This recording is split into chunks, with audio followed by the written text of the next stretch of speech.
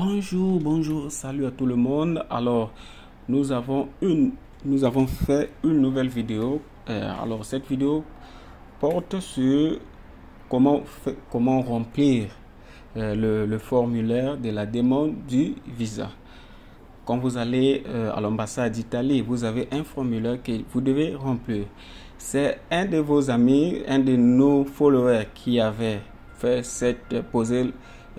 proposé cette vidéo. Alors, j'ai compris que le moment approprié pour pouvoir répondre à sa préoccupation, c'est maintenant.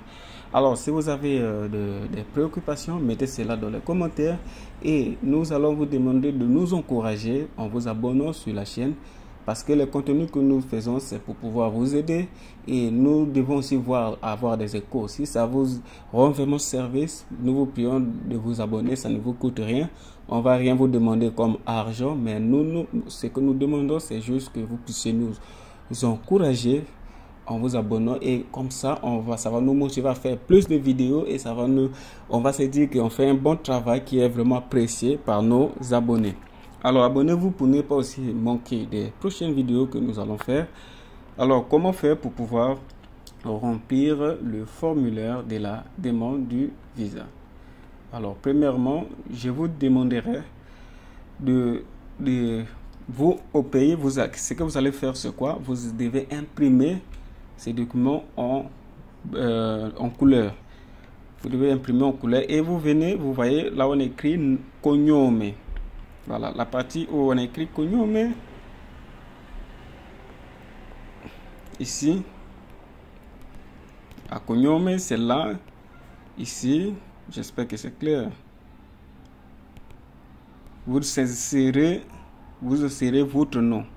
Bon, moi par exemple, je vais mettre un nom genre que à l'improviste, genre un nom genre aléatoire que je choisis moi-même. Je mets par exemple Mamba. Voilà, Mamba.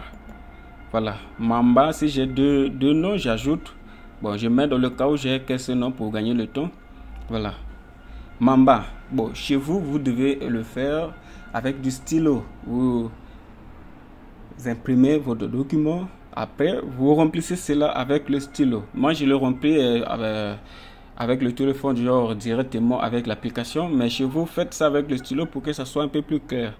Maintenant, en deuxième position, on a dit cognome à la nascita. Bon, ça vous regarde pas.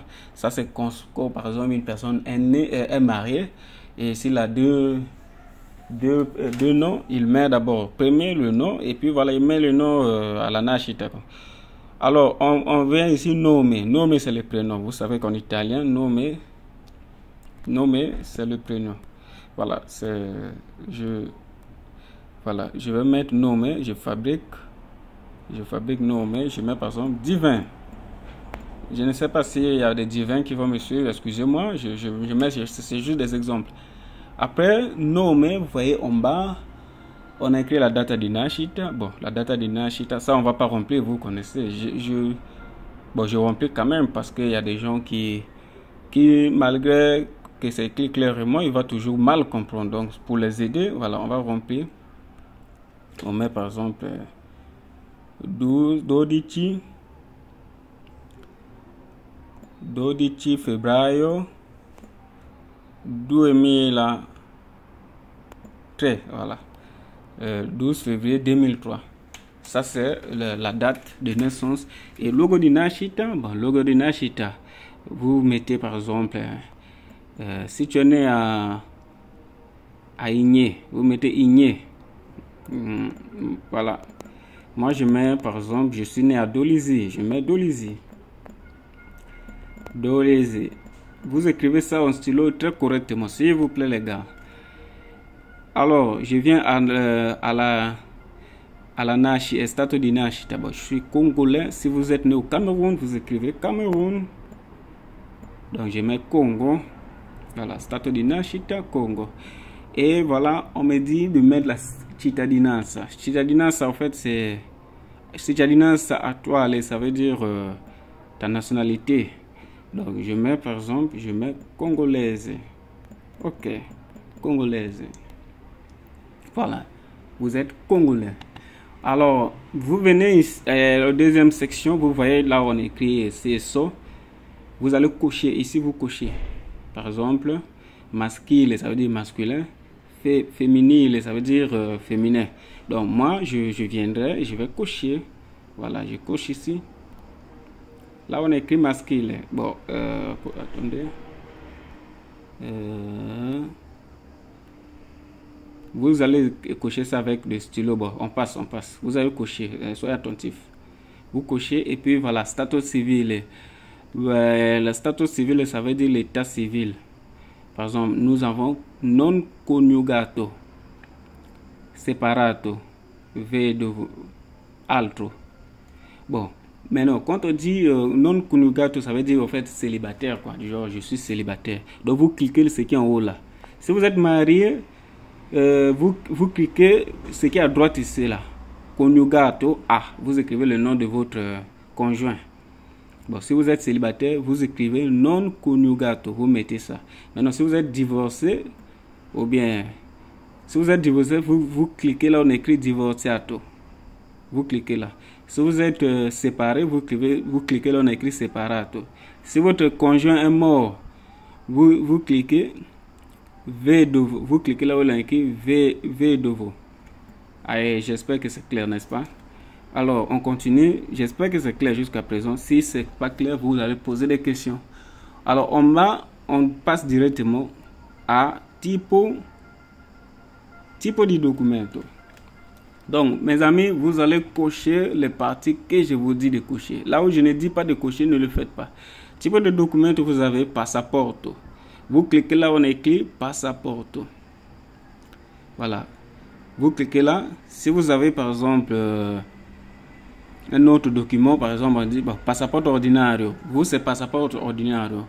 Passaporto di servizio. Ça, c'est pour, par exemple, pour ceux qui ont des travails, sont envoyés en mission. Ils ont le passeport de service. Vous cliquez là. Passaporto speciale, par exemple, pour les diplomates, pour les musiciens. Voilà. Documento di viaggio alto tipo, precisare. Par exemple, si vous avez un autre document de voyage. Par exemple, moi, par exemple, une personne qui vit en Italie, il a par exemple le permis de séjour. S'il vient au Congo, il veut remplir ses documents, il peut mettre par exemple permesso di soggiorno. Ok, maintenant on descend. Donc nous, en tant qu'étudiants, on va cliquer sur là, on écrit passaporto ordinario. Donc je vous prie d'être avec ça au même moment vous remplissez avec moi. Et après on arrive ici et en bas, on est toujours sur la première page. On arrive ici, on nous demande de donner le numéro, de mettre le numéro du passeport. Le numéro du passeport, c'est là où on met des lettres. Bon, pour nous, ça va OA. Là, je vais mettre OA et je mets les chiffres qui suivent. Vous connaissez ça, je fabrique seulement, mais vous-même, vous avez votre document du document. Vous mettez voilà le numéro qui est affiché là. C'est ce que vous allez mettre. Et puis voilà, data di rilascio. Data di rilascio, c'est la date à laquelle vous avez obtenu. C'est toujours précisé dans le document, dans le passeport. Dans data di rilascio, par exemple, moi j'avais obtenu, je perds par exemple 19 septembre 2021. Voilà. Voilà, 2021. Voilà, moi je mets, ça c'est la data di rilascio. Valido fino a. Donc, valido fino a, vous venez mettre la data di scadenza, donc la date à laquelle votre passeport va expirer. J'espère que pour le Congo, c'est toujours 5 ans de validité. Donc là, de 2021, c'est 2026. Donc, je mets 20 septembre 2026. Voilà. Ok. Et puis voilà, vous descendez en bas. Là, on a dit residenza in un paese diverso dal paese di cittadinanza attuale. Donc, on vous demande. Non, avant ça, il y a d'abord indirizzo di domicilio. Donc, indirizzo del domicilio e indirizzo di posta elettronico. Di posta elettronico del richiedente. Donc, là, on nous demande l'adresse. Donc l'adresse là où notre la personne qui demande, là où il vit, on nous demande son adresse. Donc vous écrivez, moi je mets par exemple via moto, numéro, via moto, tu mets le numéro par exemple, numéro 65, et en bas, parce qu'on nous a demandé aussi poste électronique, donc vous écrivez votre adresse mail, par exemple, je fabrique Boyo, en bas, vous écrivez ça en bas, hein, parce que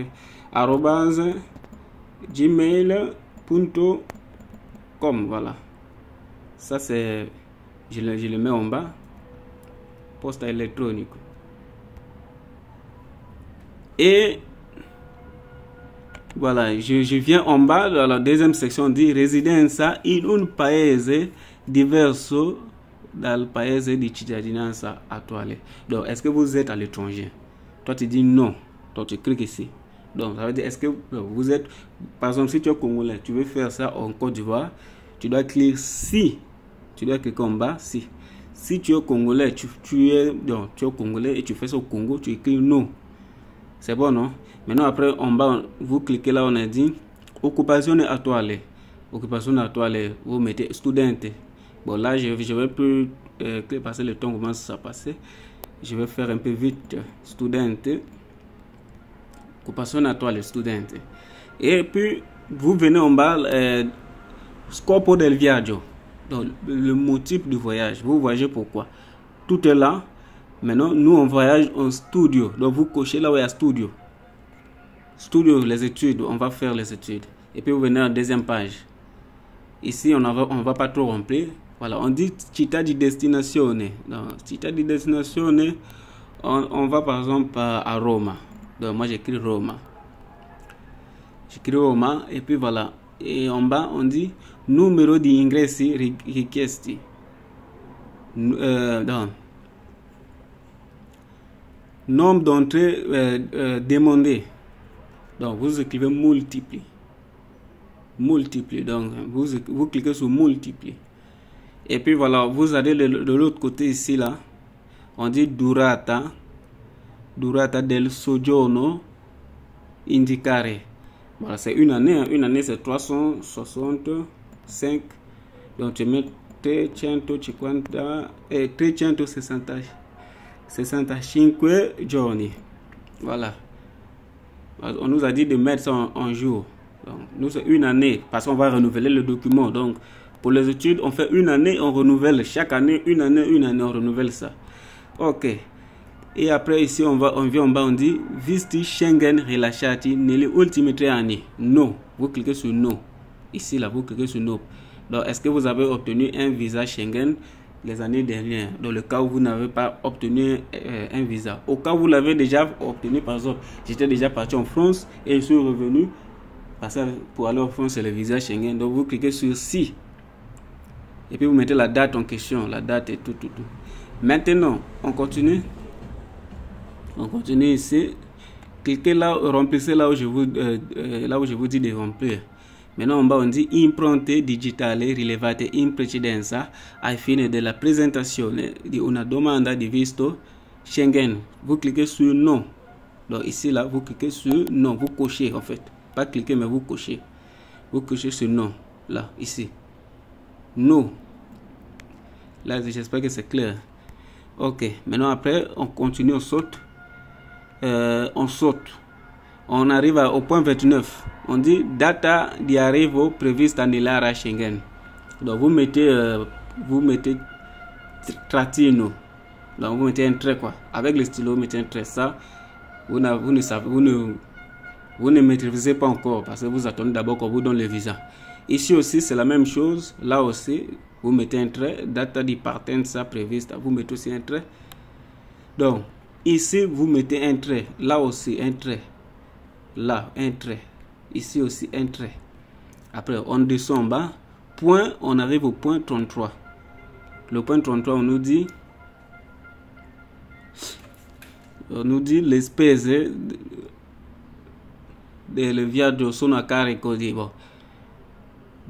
Vous cochez sur des richiedenti. Vous cochez sur des richiedenti. vous cochez là. Et puis métier on dit métier de subsistance, donc le moyen de subsistance. Vous cochez de carte de crédit, vous cochez là carte de crédit. Et puis on passe à l'avant-dernière page.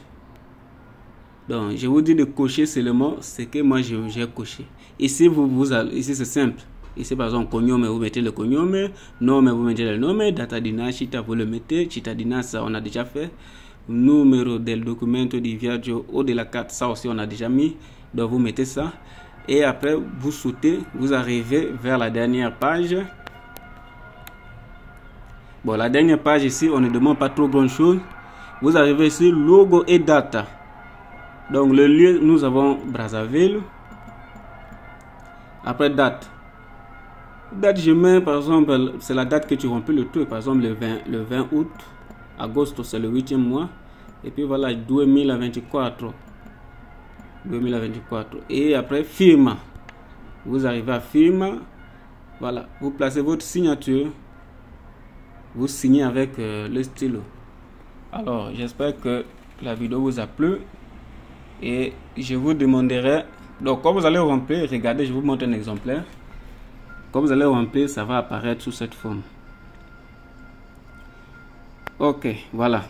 Ça, là où j'ai barré, c'est les informations personnelles. Donc, il y a les noms, cognome, nome, voilà, data di nascita, et voilà, on met, voilà, logo di nascita, stato di nascita, Congo. Ici, c'est Congo. Là, il a mis congolaise, mais c'est Congo que je dois mettre.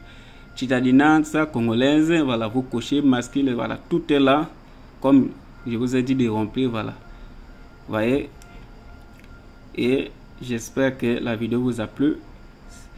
Si ça vous a plu, mettez j'aime et abonnez-vous pour les prochaines vidéos. Merci à vous. Ciao.